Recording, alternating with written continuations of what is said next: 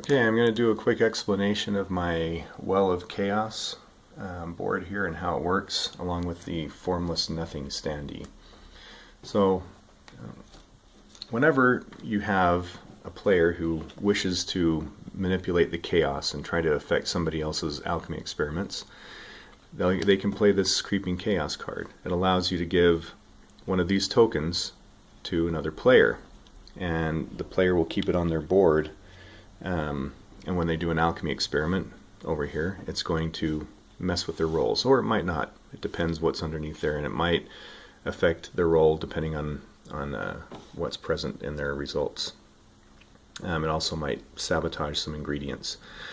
But you can either play that card to give this token to somebody, but if you do that, you are going to activate the Well of Chaos. The other time the well is activated is when you try to complete a row of these reaction results. If you can't complete any roll or any row with your dice roll, then you may lose some ingredients here to flames, but even if you don't, if you can't complete a row, you have to activate the well.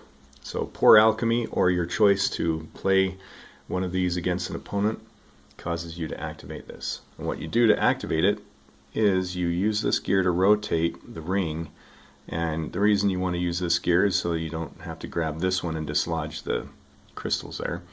But you rotate it one space so that you have new symbols on the outside lining up with the symbols on the inside.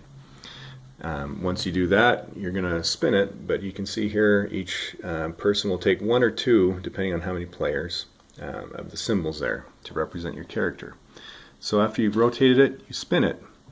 Wherever it lands, you're going to take that crystal and place it in the wastelands where people can try to retrieve them during combat. But this acts as a countdown timer. Once all crystals are gone, the game wins. The nice thing about it, though, is that as the timer clicks down to where you only have one left, there's only a 1 in 12 chance that you're going to get that last one. So it still makes it worth risking this and risking pushing your luck with the alchemy, because you have a pretty good chance of surviving that spin, but it still could end up losing the game for everybody.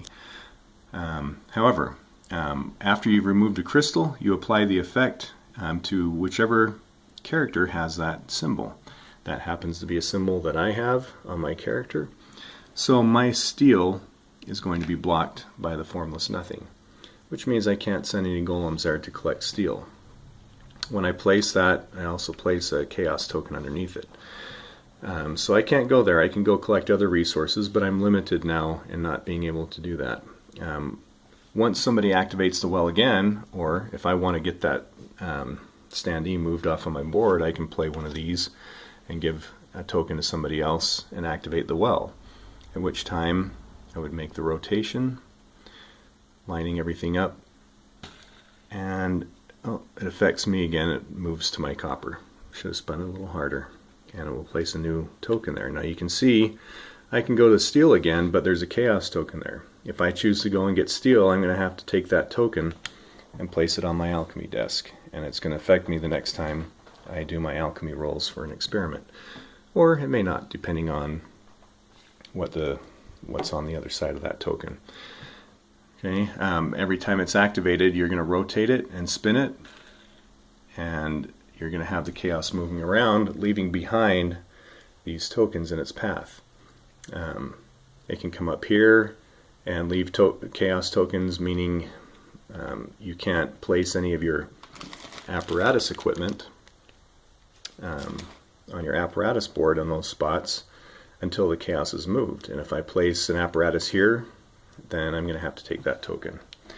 It can also temporarily block my locomotive or my ironclad, in which case I would leave a token underneath there. Once it moves away, I would be free to use that locomotive. And once I do use it, that means I'm going to have to take that token.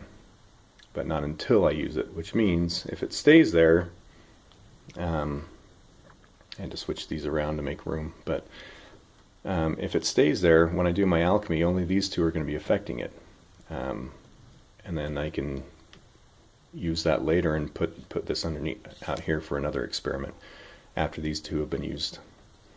Or if I need to use my locomotive ahead of time, I'm going to end up with extra stuff on there, extra chaos. So those are the ways that the formless nothing will move when it's triggered by the well of chaos. And as you can see, we have 12 spots here, so there's a bunch of different things that can be affected, and it can affect different people in different ways. If they're any of these symbols are not being used by a player, and the needle lands on it, the chaos, the formless nothing will come out into the wastelands and stay out there. I don't have the board set up for the wastelands, but it won't affect anybody during that time. And that's sort of a little chance to have a breather from it.